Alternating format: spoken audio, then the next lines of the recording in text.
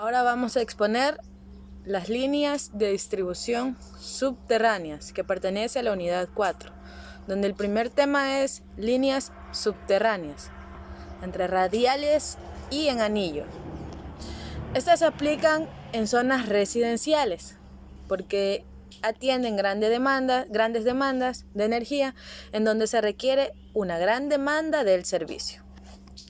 Estas redes subterráneas de distribución son las más confiables porque no están expuestas a descargas atmosféricas, tormentas, choques de vehículos, caída de árboles, lanzamiento de objetos, etc., como lo están las redes aéreas.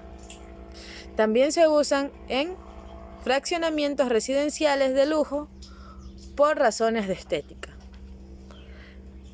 Tenemos el sistema radial, que este sistema es el que tiene un simple camino sin regreso, sobre el cual pasa la corriente. Parte desde una subestación y se distribuye por forma de rama. Los sistemas de distribución radiales subterráneos se usan en zonas urbanas de densidad de carga media y alta, donde circulan líneas eléctricas con un importante número de circuitos, dando así una mayor confiabilidad que si se cablearan de manera abierta. Podemos decir que estas líneas subterráneas también son muy convenientes para este tema cuando ocurrió el terremoto. El sistema anillo comienza en la estación central o subestación y hace un ciclo completo por el área a establecer y regresa al punto por donde partió. El más utilizado para abastecer grandes masas de carga, desde pequeñas plantas industriales, medianas o grandes construcciones comerciales, donde es de gran importancia la continuidad del servicio, por ejemplo en los centros comerciales como el shopping o en las instituciones o en las grandes industrias. Segundo tema, cables subterráneos. ¿Qué cables se utilizan en las instalaciones subterráneas? En la radial y en anillo. Los conductores eléctricos son de cobre recocido o de aluminio semiduro, cableados a base de hilos redondos, que son como cuerdas, para conductores unipolares, para secciones iguales o mayores a 50 milímetros cuadrados. En cables multipolares se utilizan cuerdas sectoriales.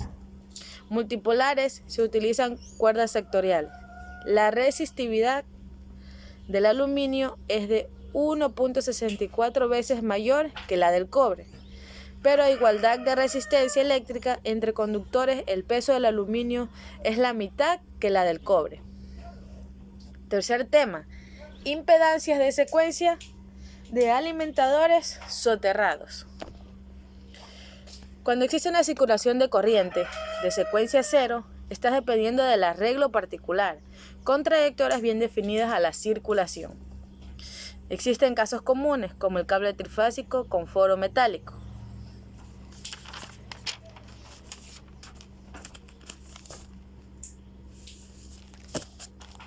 La impedancia del forro, considerando retorno por tierra e ignorado por el momento la presencia del grupo de conductores, es la impedancia igual a 3 RP más RE más D por 0,5209, logaritmo de 200D sobre RA más RI, donde RI es el radio interno del forro en centímetros, Ra es el radio externo del forro en centímetros también, y XP es la reactancia del forro. Esto quiere decir para el forro de plomo.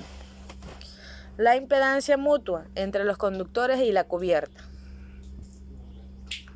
es igual a Z, la impedancia es igual a RE más D por 0,5209 logaritmo de 200 de RA más RI. Tema 4. Cables aislados subterráneos para media tensión. Se utilizan varios tipos de cables. Cables de aislamiento seco, el más utilizado es el de aluminio. En composición, cuerdas de hilos de aluminio recubiertos de pantalla semiconductora, aislante plástico, pantalla semiconductora, pantalla de cobre y cubierta de PVC. Su designación se designa por 3 letras. La primera, que indica el aislamiento del cable. La segunda, la pantalla semiconductora. Y la tercera letra, el material de la cubierta. Seguida por la tensión nominal, la composición del cable con su sección y la sección de la pantalla. Total, todos estos vienen en el cable designado. Cable de papel impregnado. ¿De qué se compone? Es un cable trifásico con conductores de cobre o aluminio, aislados con papel aceitado, cubierta común de plomo y cubierta exterior de PVC. Su designación se asigna por las 3 letras. La primera indica el aislamiento del papel. La segunda, la cubierta del plomo. Y la tercera, la cubierta exterior. Seguida por la tensión nominal y la composición del cable con su sección y material conductor, que estaría designado como PPV 2/15KB 3x05Q, que es el material conductor, sería el cobre en este caso. Quinto tema, cálculo de líneas subterráneas de media tensión.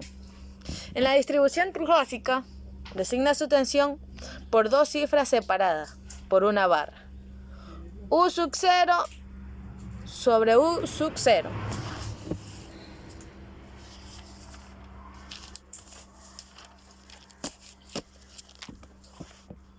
La tensión V sub 0 indica el valor eficaz de la tensión simple, fase tierra, de la red eléctrica, que corresponde a la tensión entre el conductor y la pantalla del cable. La segunda, que es V, indica el valor eficaz de la tensión compuesta de la línea. La tensión nominal del cable para media tensión se elige según la tensión máxima de la red y su sistema de puesta a tierra. Sexto tema, empalme, derivación y terminal. Estos se utilizan kits que contienen los elementos de montaje con sus accesorios y la información técnica. Los empalmes y derivaciones se realizaban en cajas metálicas, de hierro en trifásica y de plomo en monofásica. Eso es obsoleto también, porque actualmente se realizan en cajas de plástico. Séptimo tema, cables subterráneos para líneas de baja tensión. Se utilizan conductores de aluminio con aislamiento plástico de polietileno reticulado, PRE o LPD. ¿Cuál es su composición? Una cuerda de aluminio, aislamiento de PRC y cubierta exterior de PVC. Su designación. La primera letra indica el aislamiento. La segunda, cubierta interior, seguidas por la tensión nominal, composición del cable, sección y material conductor. En este caso es RV 0,66 sobre 1 KB por 1 por 95 AZ de azufre.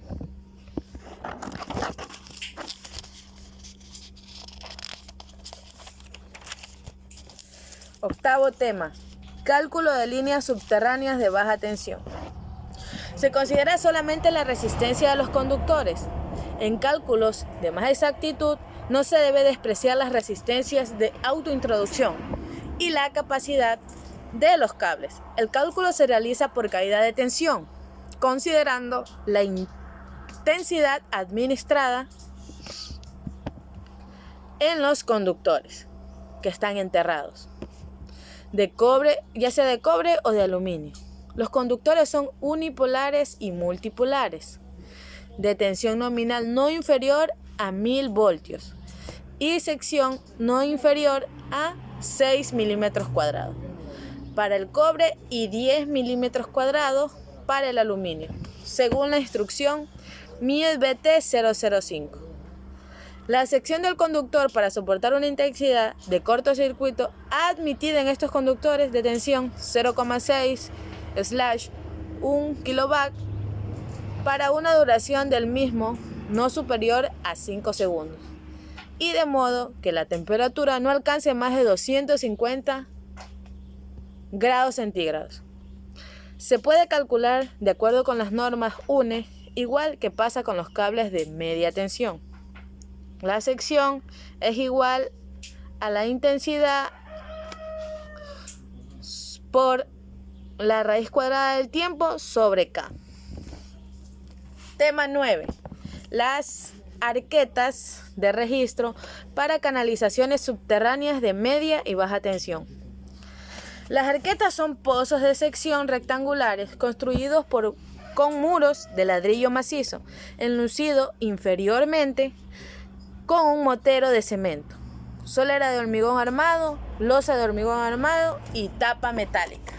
De eso se componen las arquetas.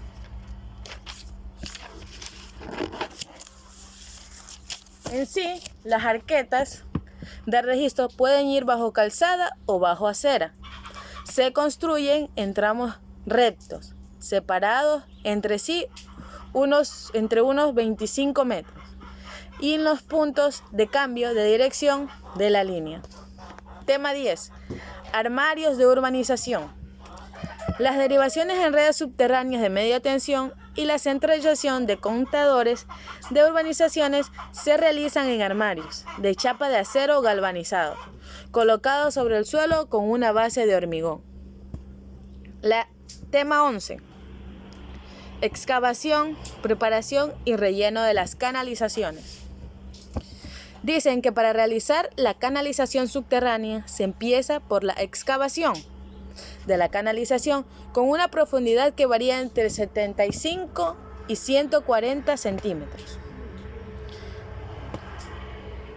Según las características de la canalización, mediante excavadoras, zanjadoras y martillos neumáticos, si el cable se entierra directamente, se coloca en el fondo de la canalización con una capa de arena. La preparación se efectúa mediante una cinta de plástico enterrada a lo largo de la zanja, a más de 30 metros del cable y entre 10 y 30 centímetros de la superficie. El relleno se realiza vertiendo tierra excavada apizándola. Si el cable va directamente enterrado, debajo de este se coloca una capa de arena fina de unos 10 centímetros y por encima del cable otra capa de arena o tierra de unos 30 centímetros de espesor. El tema 12, que es la señalización de líneas subterráneas. Esta se efectúa mediante una cinta de plástico que va enterrada a lo largo de la zanja a más de 30 centímetros del cable y entre 10 y 30 centímetros de la superficie. Tema 13. Transformadores tipo pad mounted para redes soterradas. Los transformadores tipo pad mounted tienen las características de ser utilizados en el sistema de distribución subterráneas, pues se utilizan para distribuir energía en baja tensión a residencias. Se utilizan en las residencias,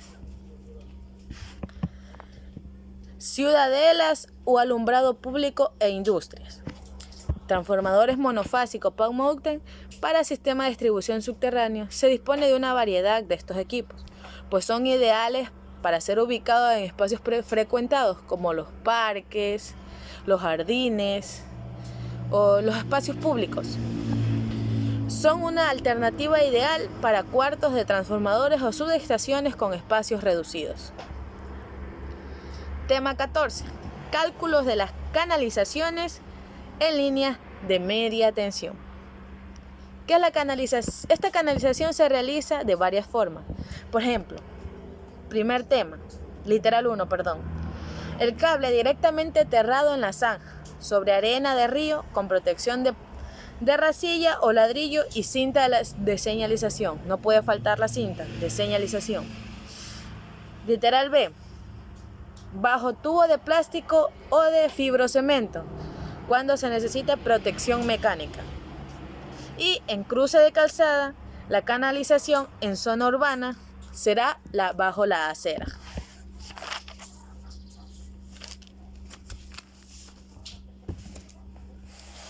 La canalización en galería. Según este literal, el cálculo de la intensidad y nivel de saturación del conductor está dado por la intensidad de la línea bajo la intensidad máxima por 100.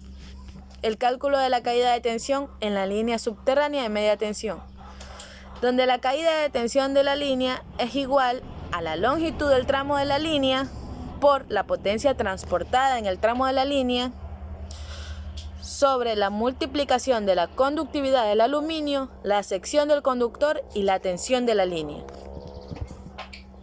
Tema 15 y último, el cálculo de las canalizaciones en líneas de baja tensión.